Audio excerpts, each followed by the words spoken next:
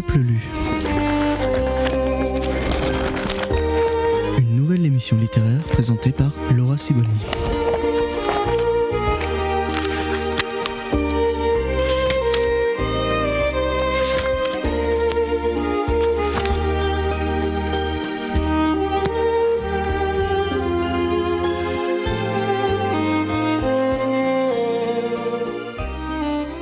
Bonjour et bienvenue dans Le Peuple lu, le rendez-vous littéraire qui met en lumière les écrivains juifs du XXe siècle. Pourquoi ?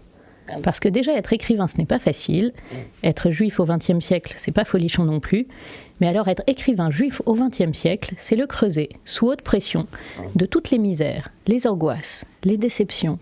S'il est vrai que les plus désespérés sont les chants les plus beaux, c'est probablement là qu'on les trouvera. Remontez la botte de l'Italie, caresser le mollet, Rimini, Ravenne, Venise, remontez encore, et au niveau de la jartelle, vous avez Trieste. C'est là, dans cette ville frontière, dans cette ville portuaire qui donne sur la mer Adriatique, que naît Ettore Schmitz, plus tard connu sous le nom d'Italo Svevo. Trieste, alors dans l'Empire austro-hongrois, est la ville du négoce, du passage et de l'échange. Le jeune Ettore, en bon fils de famille de la petite bourgeoisie, y deviendra commis de banque et y épousera une cousine éloignée. En 1892, à 31 ans, il publie à compte d'auteur Une vie, un roman psychologique sur les ratés de l'existence, sur ce qu'on n'appelait pas encore les actes manqués et l'autosabotage. Suit Senilita, un roman dont là aussi le personnage principal est un employé de banque triestin qui se rêve homme de lettres et gâche sa vie et celle de ses proches. Plus exactement, les personnages de Svevo ne savent pas vivre et espère toujours trouver un mode d'emploi. Dégoûté par l'échec de son livre, Svevo n'écrira plus pendant 20 ans. Mais son travail l'amènera à voyager, à découvrir la psychanalyse naissante, à rencontrer James Joyce, avec lequel il nourra une amitié durable, jusqu'à inspirer le Bloom, personnage principal et anti-héros de l'Ulysse de Joyce. Ce n'est qu'en 1923, avec La conscience de Zeno, qu'Italo Svevo connaîtra le succès. Il meurt 5 ans plus tard, en demandant encore une dernière cigarette, dans un geste où se confond sa vie et son œuvre. Qu'en retenir ? Fiction et réalité, temps vécu et temps de la narration, Italo Svevo est au croisement. Au croisement des siècles, puisqu'il publie la première partie de son œuvre, qui culmine avec les romans Une vie et Senilita, entre 1890 et 1898, puis n'écrit plus pendant 20 ans, avant de reprendre la plume en 1923 pour La conscience de Zeno. Au croisement des cultures, puisqu'il naît et vit à Trieste, alors dans l'Empire austro-hongrois, et qui deviendra italienne. Au croisement des religions, juif de naissance et catholique par mariage. Son pseudonyme, Italo Svevo, est déjà un croisement, puisqu'il évoque les Italiens, Italo, et les Souabes germaniques, Svevo. Svevo est terriblement sérieux, même pessimiste, et pourtant fantasque. L'influence de la psychanalyse se révèle dans tous ses romans, mais prend sous sa plume une grande liberté de ton et d'interprétation. Vous avez déjà vu le ciel de fer planté de campanile au-dessus des façades ocre et rose du nord de l'Italie en hiver ? Le ciel gris se reflète dans la mer grise, mais dans l'air léger, il flotte comme un lazzi.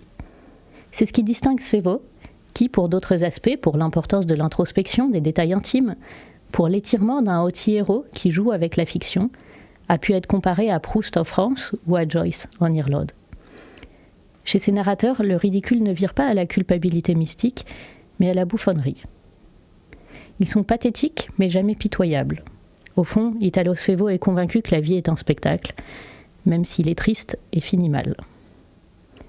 Un autre trait marquant et spécifique à Italo Svevo est son addiction immodérée à la cigarette, un trait récurrent qu'on retrouve chez ces narrateurs.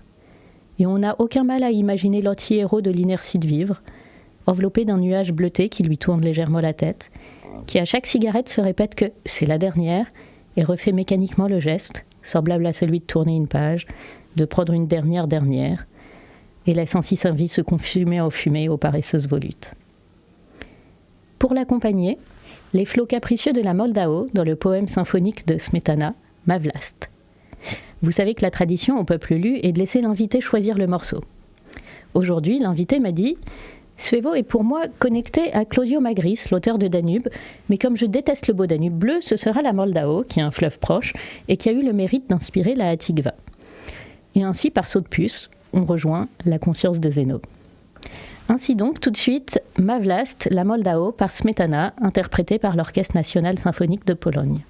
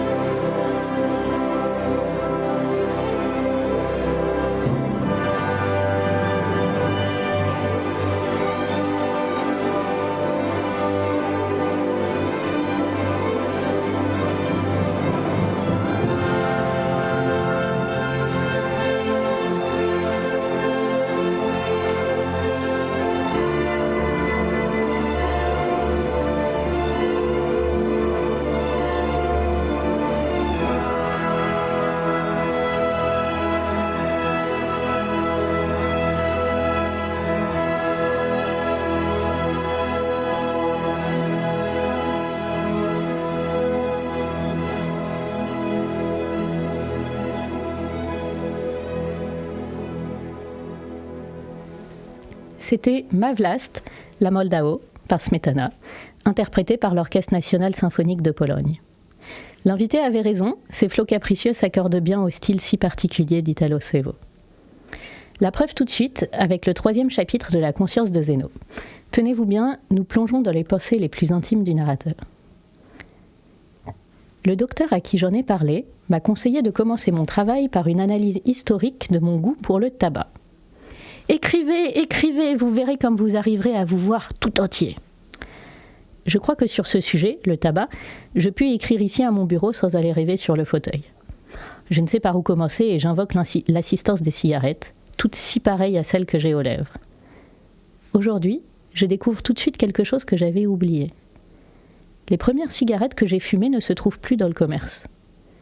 Vers 1870, on avait en Autriche des cigarettes qui se vendaient dans des boîtes en carton timbrées de l'aigle bicéphale. Autour d'une de ces boîtes se groupent aussitôt plusieurs personnes, et assez de leur physionomie pour que leur nom me revienne à la mémoire, pas assez cependant pour que cette rencontre imprévue m'émeuve. J'essaye d'obtenir davantage, et je m'en vais dans mon fauteuil. Les apparitions pâlissent, et des bouffons qui se moquent de moi prennent leur place. Découragé, je regagne mon bureau. Une de ces apparitions, à la voix un peu enrouée, c'est Joseph, un garçon de mon âge, et l'autre mon frère, d'1 an plus jeune que moi, et mort depuis bien des années déjà. Joseph recevait, je crois, beaucoup d'argent de son père, et il nous distribuait de ses cigarettes. Mais je suis certain qu'il en offrait beaucoup plus à mon frère qu'à moi. D'où la nécessité où je me trouvais de m'en procurer d'autres tout seul. C'est à cette occasion que je me fis voleur. En été, mon père laissait sur une chaise dans la salle à manger son gilet dont les goussets contenaient toujours de la petite monnaie. J'y prenais les 10 sous qu'il fallait pour acheter la précieuse petite boîte et je fumais l'une après l'autre les 10 cigarettes qu'elle contenait pour ne pas conserver le fruit compromettant de mon larcin. Tout cela reposait dans ma conscience à portée de ma main. Si ces souvenirs ne se réveillent qu'aujourd'hui, c'est que j'ignorais jusqu'à présent leur importance éventuelle. Voilà en tout cas enregistré l'origine de cette mauvaise habitude et, qui sait, peut-être en suis-je déjà guéri. Pour essayer, je vais allumer une dernière cigarette. Peut-être la jetterai-je aussitôt, dégoûtée. Je me rappelle qu'un jour mon père me surprit, son gilet à la main. Avec une effronterie que je n'aurai pas aujourd'hui et qui après si longtemps me dégoûte encore, qui sait si ce dégoût n'aura pas une grande importance dans ma cure, je lui ai expliqué que la curiosité m'était venue d'en compter les boutons. Mon père se mit à rire de mes dispositions pour la profession de mathématicien ou de tailleur et ne s'aperçut pas que j'avais les doigts dans un des goussets. À mon honneur, je puis dire que ce rire, provoqué par mon innocence, alors que cette innocence n'existait plus, suffit à tout jamais à me détourner du vol. Ou plutôt, j'eus encore l'occasion de voler, mais sans le savoir. Mon père abandonnait partout dans la maison des cigares Virginia à moitié fumés, en équilibre au bord des tables et des commodes. Je croyais que c'était là sa façon de les jeter, et je croyais même savoir que notre vieille servante, Katina, les faisait disparaître. Je les fumais en cachette. À la minute précise où je m'en emparais, une nausée m'envahissait. Je savais quel malaise ils allaient me donner.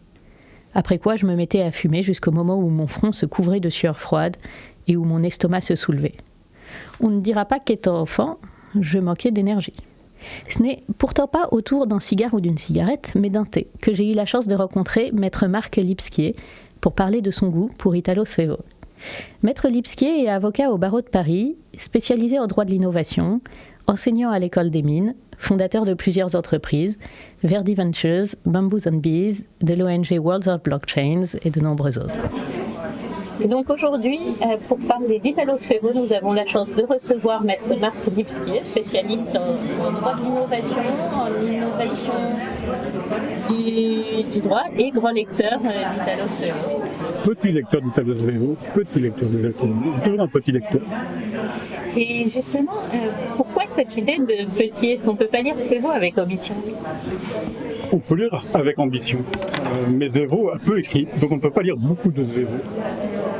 Et puis c'est une littérature qui appelle à la modestie. On n'a pas de grandes ambitions en ouvrant Svevo, parce que Svevo c'est une petite histoire. C'est l'histoire d'un type qui veut arrêter de fumer, et on lui a recommandé une méthode pour arrêter de fumer. Bon, franchement, à la base, c'est pas très intéressant, c'est très anecdotique. Et le produit de Svevo tient au fait que de l'anecdote va sortir peut-être 400 pages de la plus grande littérature du XXe siècle. J'ai l'impression que résumer Svevo à c'est l'histoire d'un type qui veut arrêter de fumer, ça serait comme résumer Proust, là c'est l'histoire d'un type qui mange de la madeleine trempée dans son thé. C'est un peu ça, d'ailleurs c'est leur parenté, lui emprunté, ça part d'un point de détail. C'est un point de détail qui fait une vie, qui fait un fleuve de vie. Alors pourquoi est-ce que nous, lecteurs, nous devrions nous intéresser à cette petite et très humble histoire d'un type qui veut arrêter de fumer? Il y a plein de raisons à mon sens. Toutes ces raisons que je vais évoquer sont des raisons personnelles. La première raison, qui est peut-être la plus frappante, c'est qu'à la fin de son œuvre, il a une intuition incroyable sur le sort et le destin de l'Europe. Il a une phrase, mais une seule phrase, qui évoque la possibilité de chambre à gaz. Il écrit en 1923, je crois, ou entre 19 et 23. Et parce qu'il contemple la fumée de ses cigarettes, il prévoit que lorsqu'on aura fini de construire des bombes, on construira des chambres à gaz. Et cette phrase qui se trouve dans le dernier chapitre du roman, elle saisit d'effroi. C'est probablement jamais qu'une intuition et pas une prophétie. Peut-être même que c'était juste qu'une phrase. Mais la phrase en tant que telle est extraordinaire. Ça, c'est la première raison. Les deux... C'est aussi une métaphore entre un état gazeux de la matière, un état gazeux de la société. Bien sûr, c'est pour ça que j'évoque la possibilité que ce soit qu'une phrase. Mais la phrase, si on la sort de son contexte et du contexte du livre, elle est terrifiante. Parce qu'on a réellement l'impression que ce type, en Italie, a pensé la Shoah avec une grosse vingtaine d'années d'avance. Non, une petite vingtaine d'années. Il a l'air très pessimiste, comme vous nous l'avez décrit. Non, il n'est pas du tout pessimiste. Il n'est ni pessimiste ni optimiste. C'est pas son sujet. Son sujet, c'est d'essayer de voir, d'avoir les yeux grands ouverts sur l'évolution de son monde intérieur, guidé par la fumée de sa cigarette. Je vous avoue que pour ma part, c'est un roman qui m'a fasciné. Il m'a tellement fasciné que je l'ai lu il y a à peu près 30 ans ou 31 ans, 13 jours par jour. Je m'en souviens parce que je le lisais au Jardin de Luxembourg et que je peux voir de l'endroit où nous sommes maintenant. Nous sommes maintenant au Café Rostand. Je peux presque voir la chaise sur laquelle j'étais assise en face du bassin. Et c'était un jour où j'avais un examen de fiscalité internationale. Et cet examen, je l'ai raté grâce ou à cause de Zwevo. Parce que je voulais finir le livre. Et je me souviens d'avoir remonté à toute vitesse la rue Soufflot pour aller à la fac de droit, en finissant les dernières pages du livre, et d'arriver dans l'amphithéâtre d'examen en n'ayant pas encore fini, et donc en commençant mon examen en lisant encore Zwevo. Résultat des courses, j'ai eu 4. Je te reprends au bout. Je suis sûr que ce soit la meilleure des antisèches. C'est pas la meilleure des antisèches pour la fiscalité internationale et aux étudiants qui... Quoique Italo Svevo a été commerçant, bon, a implanté quelques entreprises et a été commerçant international. Oui. Et je ne sais pas si c'est un bon motif pour les Svevo. Et puis j'ai un vécu très particulier qui est lié à cette époque-là et à Svevo. Il se trouve que le mois d'avant l'examen de fiscalité internationale dont je vous parlais, j'ai participé à un convoi vers Sarajevo, qui était à l'époque sous les tirs des Serbes et des Croates, vers Sarajevo, un grand convoi, et que nous sommes passés par Trieste, qui est la ville de Svevo, en tout cas la ville dans laquelle se déroule ce roman. Nous arrivons à Trieste, un grand beau méditerranéen, un temps splendide, 25 degrés, alors que nous étions en plein hiver.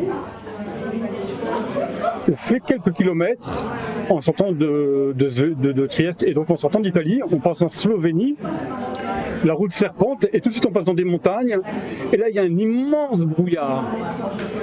Le paysage devient glacé, mais vraiment presque en une fraction de seconde. Donc on est sur la frontière, on sent bien qu'on passe une frontière, même si ce n'est pas une frontière humaine, c'est au moins une frontière géothermique. Et on sent bien que Svevo est un homme qui a vécu sur la frontière et que c'est cette pensée de la frontière, cette connaissance intime de la frontière qui va lui faire écrire tout ce qu'il a écrit dans ce roman. Et c'est de cela que, à mon sens, ce roman a permis d'irriguer une grande partie de la littérature européenne qui a compté au XXe siècle. C'est un auteur plus inter que national. C'est pas du tout un auteur national. D'ailleurs, il faudrait écrire une thèse sur le nationalisme très Svevo, mais je souhaite bien du courage au doctorant en question. Il n'a pas de pensée nationale.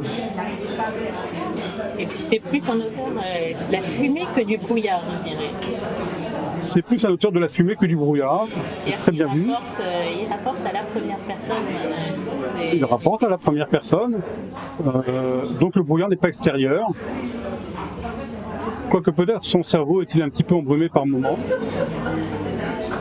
Justement, qu'est-ce que tu penses de ce titre, La conscience de Zénon? Je crois que c'est le plus beau titre qu'on ait fait dans toute l'histoire de la littérature. C'est un titre qui justement est très personnel, on a déjà le nom du personnage et du narrateur. Il a presque la beauté d'un titre de Marguerite Yourcenar, qui elle aussi s'y connaissait en matière de brume. Parmi les successeurs de Svevo que tu me citais tout à l'heure, justement il y avait Joyce, l'auteur de l'Ulysse, tu me citais Proust. Quelle est la filiation que tu vois? Ce sont des auteurs de la marche. Chez Svevo, on n'aura pas du tout la vision sociale qu'on a chez Proust, par exemple. Proust, on peut le voir simplement comme un reporter, un journaliste qui décrit la société de son temps, les sociétés de son temps.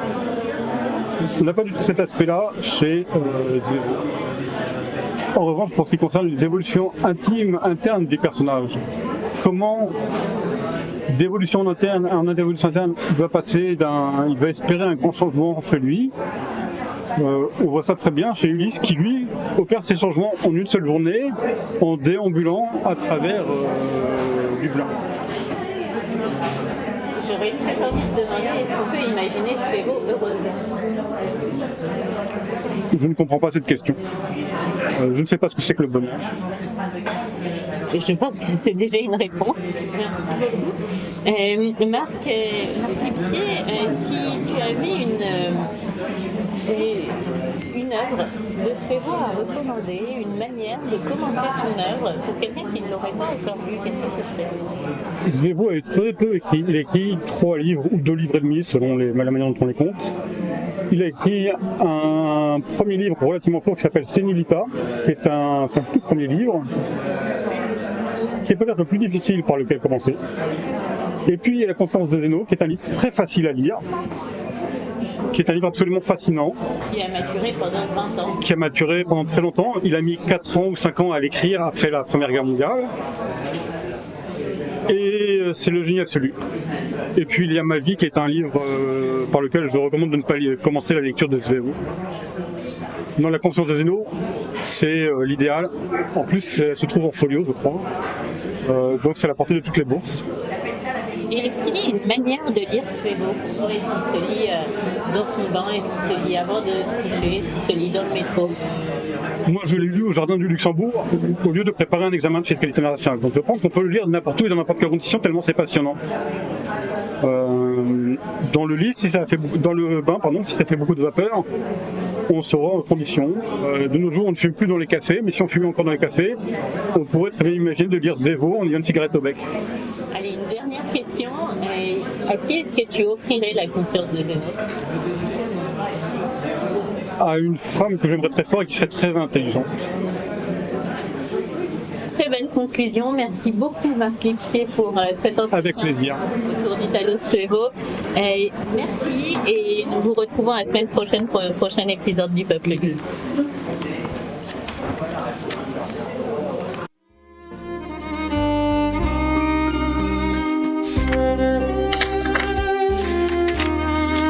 Le Peuple Lu.